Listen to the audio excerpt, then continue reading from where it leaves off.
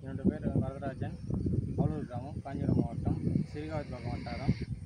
எங்கள் வந்து ஆத்மா திட்டத்தின் கீழ் ஒருங்கிணைந்த உயிரியல் காரணிகள் மூலம்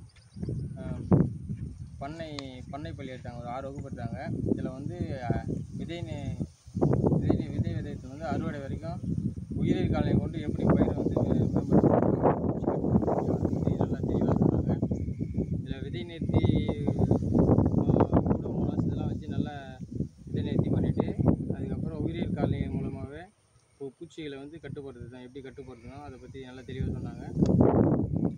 இதனால் வந்து உயிரியல் காரணிகள் பயன்படுத்தினால நமக்கு செலவு கொஞ்சம் கம்மியாக இருக்குது.